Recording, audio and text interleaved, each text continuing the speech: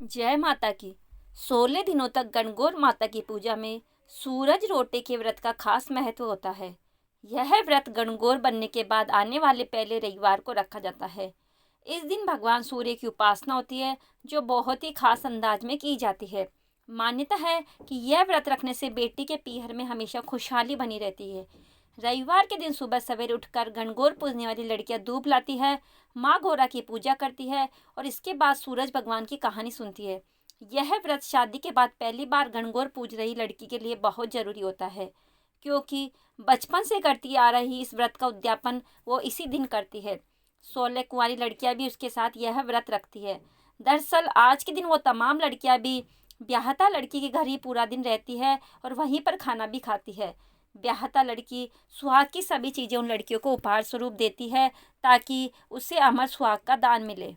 सूरज रोटे के व्रत में भगवान सूर्य की कहानी सुनते वक्त अलग से रखे हुए पानी से उस दिन की रसोई बनाई जाती है। इस दिन बिना नमक का खाना बनता है। व्रत के दिन एक खास रोटा बनाया जाता है, जिसके बीच बने छेद से भगवान सूर्य के दर्शन किए जाते हैं और जल से उन्हें अर्घ्य दिया जाता है। सूरज सूरज दिखियो, दिखियो सो ही टूटियो कहते हुए लड़कियां पूरी श्रद्धा से सूर्य को जल अर्पित करती है। इस व्रत की कथा में कहा जाता है कि भगवान सूर्य ने अपनी भक्त की प्रार्थना सुनकर उसे सवा पहर का पीहर सुख दिया था, मगर पीहर की इसी समृद्धि और सुख को अखंड रखने के लिए आज भी लड़कियां यह व्रत रखती है। सूरज रोटे का यह व्रत लड़कियां और महिलाओं के लिए मस्ती और मजे का एक और मौका है, जहां वो पूरे दिन हंसी ठिठोली के साथ यह पूजा भी करती है। सूरज रोटे की कहानी इस प्रकार है। किसी गांव में एक माँ और उसकी बेटी दोनों सूरज जी का व्रत किया करती थी। एक बार सूरज रविवार के व्रत वाले दिन माँ ने बेटी से कहा, मैं किसी आवश्यक कार्य से बाहर जा रही हूँ, तू 2 रोट बनाकर रख लेना। एक छोटा रोट बेटी के लिए और एक बड़ा रोट मेरे लिए बनाना, जो हम पूरा खा सके, क्योंकि रोट को झूठा नहीं छोड़ते। रोट के आटे में नमक मत डालना, यह अलूना होता है। माँ चली गई और बेटी रोट बनाने लगी। तभी सूरज भगवान एक साधु बाबा का वेश बनाकर वहां आए और भिक्षा मांगने लगे। लड़की ने कहा, मेरी माँ का रोट तो बन गया है, पर मेरा रोट बनेगा, उससे मैं आपको दूंगी। बाबा ने कहा, जो रोट बन चुका है उसी में से अभी दे दो, नहीं तो मैं जा रहा हूँ। लड़की ने माँ के रोट से टुकड़ा तोड़कर दे दिया। जब माँ वापस आई तो बहुत नाराज हुई और बोली, धी बाई धी दे रोटा मायली कोर दे, मारो दे पण सारो दे। हे लड़की, मेरी रोटी का टुकड़ा दे दिया, मेरी रोटी मुझे साबुत दे। वह लड़की को मारने लगी। बेटी मार से बचने के लिए वहां से डरकर जंगल में भाग गई और बड़ के पेड़ पर चढ़कर बैठ गई।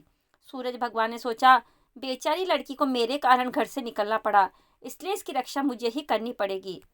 सूरज भगवान रोज उसके लिए चूरमे का एक लड्डू और एक लोटा पानी भेज देते। लड़की मजे से खाकर वहां ही बैठी रहती। एक दिन एक राजा शिकार करते उधर से निकला। थकान मिटाने के लिए उसी पेड़ के नीचे आराम करने रुका।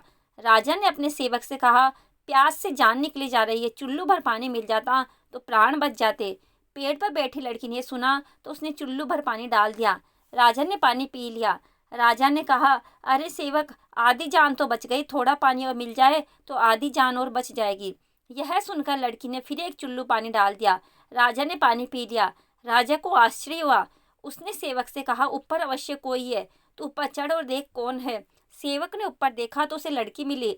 लड़की ने सेवक से कहा, भाई तुम ये स्वादिष्ट लड्डू खा लो और पानी पी लो, पर राजा को मेरे बारे में मत बताना, कह देना कि ऊपर कोई नहीं है, पता नहीं राजा मेरे साथ कैसा व्यवहार करेगा। सेवक भूख प्यास से परेशान था। उसने लड्डू खाया, पानी पिया और नीचे जाकर राजा से कह दिया कि ऊपर कोई नहीं है। राजा ने सेवक से कहा, तू ऊपर गया था तब तो थका हुआ था, और आया है तो तरोताजा दिख रहा है। नहाया और खाया हुआ मनुष्य छिपता नहीं है। मुझे संशय हो रहा है, मैं खुद ऊपर जाकर देखता हूँ।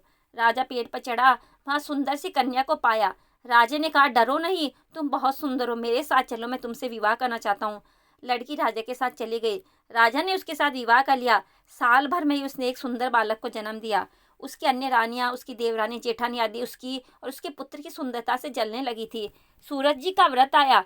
लड़की रानी ने व्रत के लिए रोट बनाया। दूसरी रानियों ने राजा से कहा, तुम्हारी नई रानी को रोट बनाना नहीं आता, उसका बनाया हुआ रोट खाओगे तो आपका पेट दुखेगा, रानी खाएगी तो कुंवर का पेट दुखेगा। नई रानी ने यह बात सुन ली और उसने रोट को थाली के नीचे छुपा दिया और सूर्य भगवान से सहायता के लिए प्रार्थना करने लगी। राजा ने जब पूछा कि थाली के नीचे क्या है, तो उसने कहा कि मेरे गरीब पीहर से आया हुआ उपहार है। राजा ने थाली उठाई तो देखा कि उसके नीचे सोने का चक्र था। राजा ने कहा, वाह, गरीब पीहर वालों का ऐसा उपहार। नई रानी चुप रही। एक दिन रानी खिड़की में खड़ी थी, तब उसकी माँ उसे दिखाई दी, जो दरिद्र अवस्था में छाजड़े बेच रही थी। उसने सोचा, माँ को यहाँ बुला लूँ तो यहाँ आराम से रह लेगी। इतने नौकर चाकरों में वह कुछ काम कर लेगी और किसी को पता भी नहीं चलेगा। उसने माँ को बुलवाया।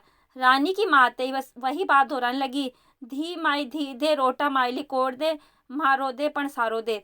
हे लड़की, मेरी रोटी का टुकड़ा दे दिया, मेरी रोटी मुझे साबुत दे। रानी ने सोचा, कहीं सबको पता न चल जाए कि मैंने अपनी माँ को इस तरह महल में बुलाया है, मुसीबत हो सकती है। उसने माँ को चुपचाप एक कमरे में रहने को कहा और बाहर से ताला लगा दिया। रानी की देवरानी जेठानी वानी रानियां राजा से कहने लगी कि नई रानी का व्यवहार संदेह पैदा करता है। एक औरत महल में घुसी थी पर वह वापस नहीं निकली। छोटी रानी ने यह सुन लिया। वह सूर्य भगवान से इस विपत्ति से बचाने की प्रार्थना करने लगी। राजा ने वहां आकर उस कमरे की चाबी मांगी। राजा ने कमरा खोला तो वहां सोने की एक मूर्ति थी। राजा ने पूछा, यह मूर्ति कहाँ से आई है? रानी ने कहा, मेरे गरीब से पीहर का उपहार है। राजा ने कहा, तुम्हारे गरीब पीहर से इतने कीमती उपहार आते हैं? मुझे तुम्हारा पीहर देखना है, वहाँ चलेंगे। रानी ने फिर सूरज भगवान से मदद मांगी। सूरज भगवान ने कहा कि मैं सवा पहर की व्यवस्था तो कर दूंगा, लेकिन फिर मुझे नगरी में उजाला करने जाना ही होगा। सूर्य भगवान ने जंगल में माया नगरी बसा दी। महल, झरोखे, बाग बगीचे, रिश्तेदार आदि सब माया से बना दिए। महल की रसोई में कई प्रकार के व्यंजन बन रहे थे। सबसे मिलकर और खाना पीकर रानी ने राजा ने वापस चलने को कहा। राजा ने कहा, जल्दी क्या है, थोड़ा आराम कर ले। रानी ने बड़ी मुश्किल से राजा को वापस चलने के लिए मना लिया और वे रवाना हो गए।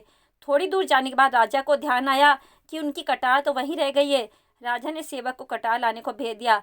सेवक वहां गया तो देखा कि वहां जंगल के सिवा कुछ भी नहीं था। कटार झाड़ी में पड़ी मिली। कटार लेकर सेवक आया। उसने ये सब राजा को बताया। राजा को पहले ही शक था। उसने तलवार निकाली और गुस्से में आकर रानी से सच बताने कहा। रानी ने सब कुछ सच सच कह डाला और सूरज भगवान की कृपा और मदद के बारे में भी बताया। यह सब सुनकर राजा बहुत खुश हुआ और रानी को सूरज रोट का व्रत अच्छे से करने को कहा और रानी का मान पहले से भी और अधिक बढ़ गया।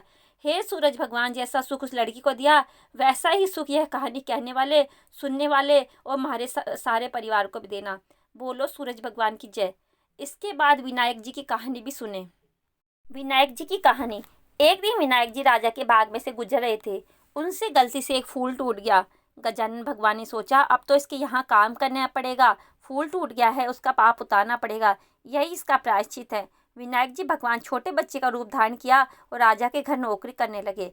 एक समय रानी जी सोच के लिए निवृत्त हो हाथ चूल्हे की राख से धोने लगी। विनायक जी ने देखा तो राख धुला दी, वह रेत से हाथ धुला दिए। तो रानी गुस्सा हो राजा से बोली, राजा जी, आप तो ऐसा नौकर लाए हो जो हर काम में टांग अड़ाता है। राजा ने डांटा तो बालक बोला, अशुद्ध हाथ भी कभी चूल्हे की राख से धोते हैं क्या? राख में लक्ष्मी जी होती है।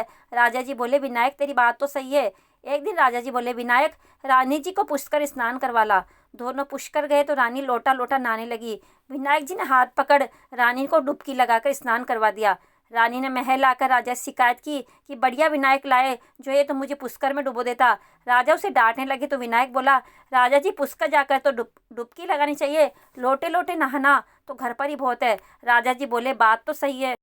अब कुछ दिन बाद राजा जी ने हवन करवाने की सोची। हवन में बैठने के समय विनायक जी को भेजा कि तू रानी को बुला ला। विनायक गया और देखा रानी ने काले नीले वस्त्र पहने हैं। विनायक ने वस्त्र फाड़ दिए। रानी रूठ गई और आई नहीं। राजा बुलाने आए तो रानी ने बोली कि विनायक ने मेरे साथ बेहुदा मजाक किया है। राजा ने फटकार लगाई, बोले, क्या कुबुद्धि है तेरी, तूने तो। विनायक बोला, राजा जी, कभी न काले नीले कपड़े पहनकर हवन में बैठते हैं क्या? लाल चुनरी पहनी चाहिए, इसलिए मैंने फाड़ दिया। राजा ने विचार किया, बालक छोटा है पर होशियार है। हवन में बैठने लगे तो गणेश स्थापना में देर हो गई। राजा ने कहा, गणेश जी बैठाओ। तब विनायक बोला, राजा जी आंखें बंद करो। इतने में विनायक जी भगवान ने दर्शन दिए। ऊंद उदाला, दूध उदाला, ओछी पीड़ा, ए झनकारा और राजा के खूब अंधन लक्ष्मी का भंडार कर दिया। राजा जी बोले, विनायक जी महाराज, हमने इतने दिन आपसे काम करवाया, हमें बहुत दोष लगेगा। विनायक जी बोले, राजा जी आप चिंता मत करो, मैं एक बार आपके बाग से गुजरा था तो मुझसे एक फूल टूट गया था, इसलिए मैंने प्रायश्चित के लिए ये काम किया है। और राजा रानी को आशीर्वाद देके आगे निकल गए।